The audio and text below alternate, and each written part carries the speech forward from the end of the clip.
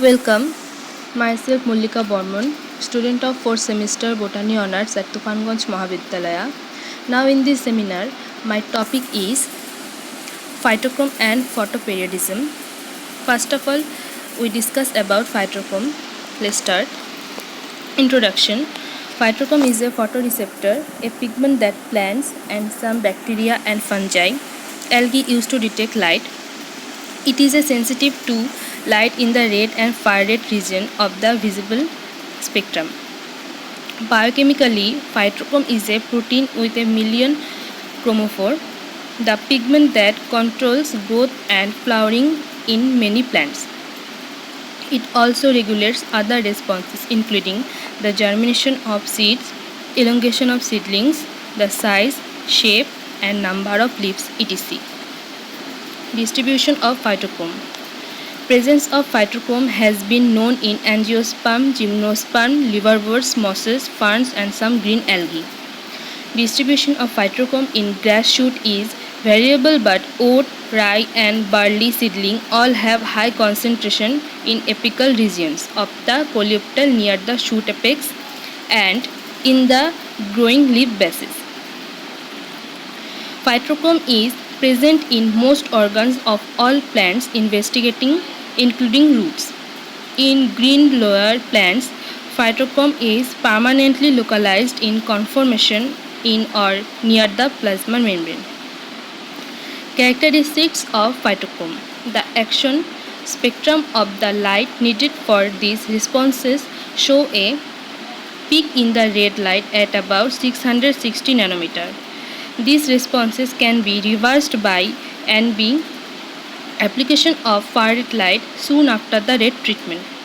Sensitive spectrometers can measure a decrease in absorbance at 730 nanometer when sensitive plant tissues are exposed to red light.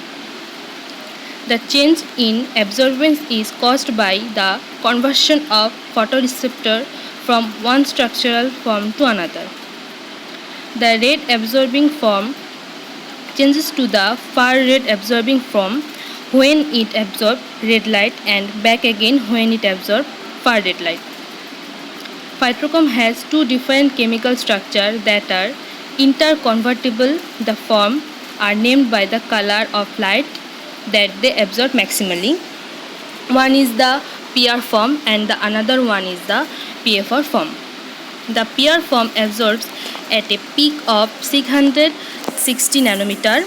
This is the form synthesized in dark grown seedling. When PR absorbs red light, it is converted to the PFR form.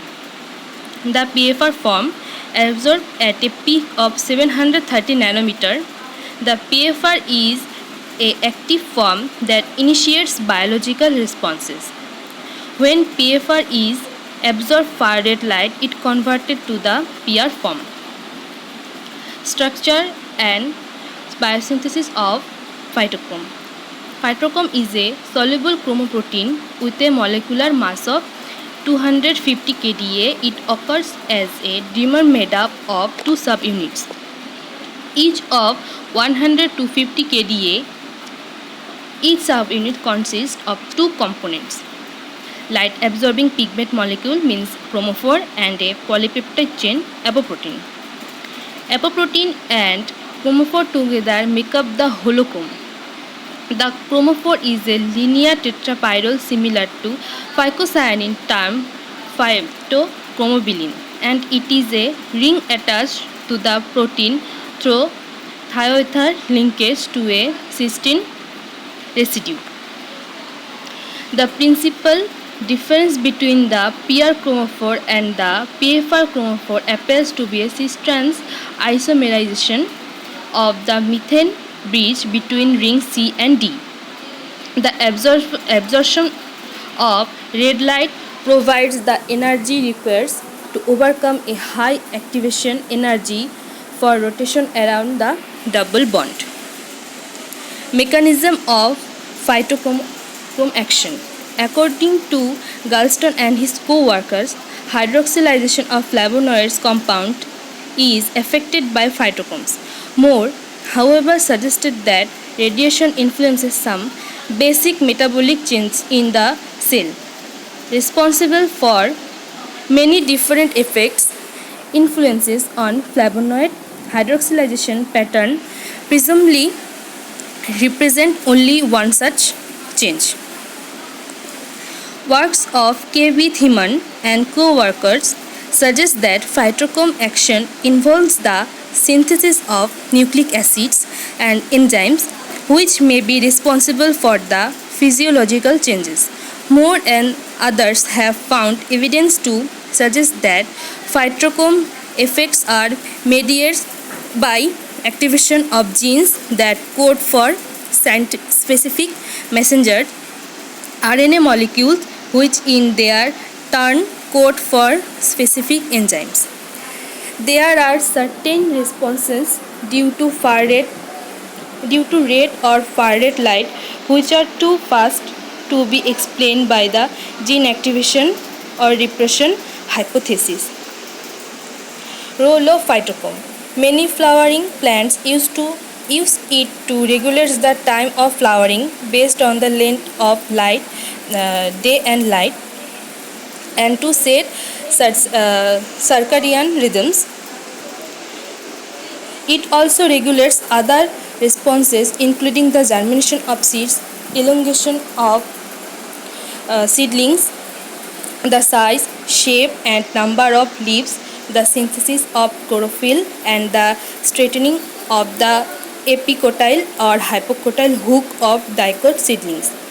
Phytochrome inform the endogenous clock about seasonal and daily changes to optimize plant growth and establish reproductive success.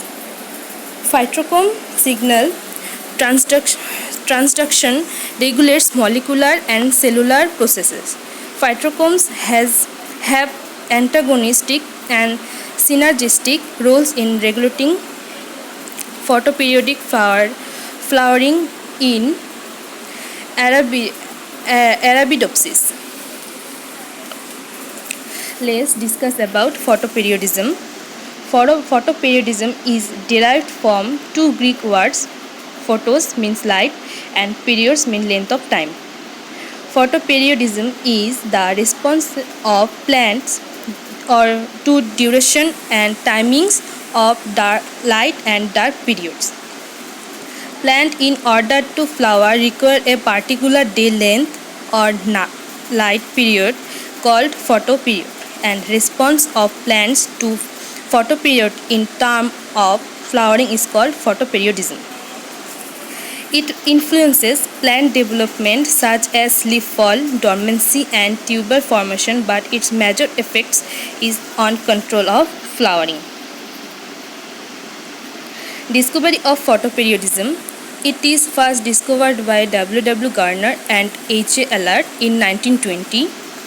They observed that tobacco mutant Maryland mammoth flowered at different times at different places. After controlling other factors like nutrition, temperature, etc., they reported that it was the length of the day which affected flowering. They gave the term photoperiod to favorable day length for each plant. 5 photoperiodic classes: short day plants, long day plants, short long day plants, long short day plants, and day neutral plants. Short day plants. Short day plants flower when day length is shorter than a certain critical period. Under photoperiod longer than a critical point, these plants will not flower. These plants require long uninterrupted dark period, hence called long night plants. Examples: Cannabis sativum, Nicotiana tabacum, Xanthium. This is the examples of short day plants. Long day plants. Long day plants flower when day length is longer than a certain critical point. Under photoperiods shorter than a critical point, these plants will not flower. These plants are also called short night plants. Examples: Veta vulgaris, Pantago, Spinacia, Oreacea. These are the examples of long day plants. Short long day plants. Short long day plants are actually long day plants, but in their early life they need short day condition. They will flower only when if a certain number of short days are followed by certain numbers of long days.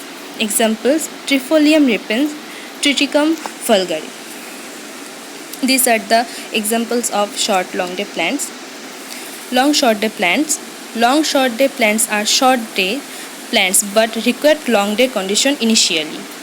These plants flower when long periods photoperiods are followed by short photoperiods. Example: Bryophyllum kalanchae. These are the examples of long short day plants. Day neutral plants.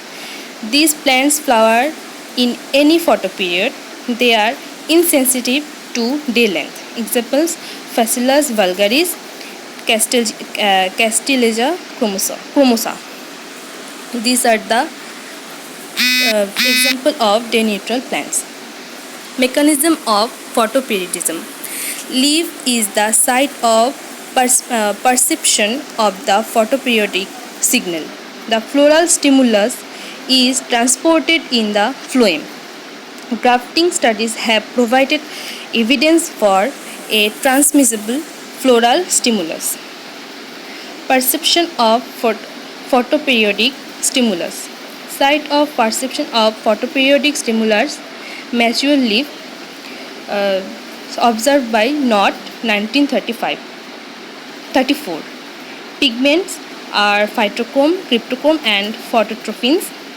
All photoreceptors consist of proteins bound to light absorbing pigments, that is chromophore. The spectral sensitivity of each photoreceptor depends on its chromophore ability to absorb different wavelengths. Significance of photoperiodism. The yield of tubers, combs, bulbs and rhizomes can be increased. Vegetative crops like radish, carrot, sugarcane can be made to remain vegetative for longer periods. Annuals may be grow twice and thrice. Winter dormancy and autumnal fall can be prevented by increasing light hours. So, hope you all like this. Thank you.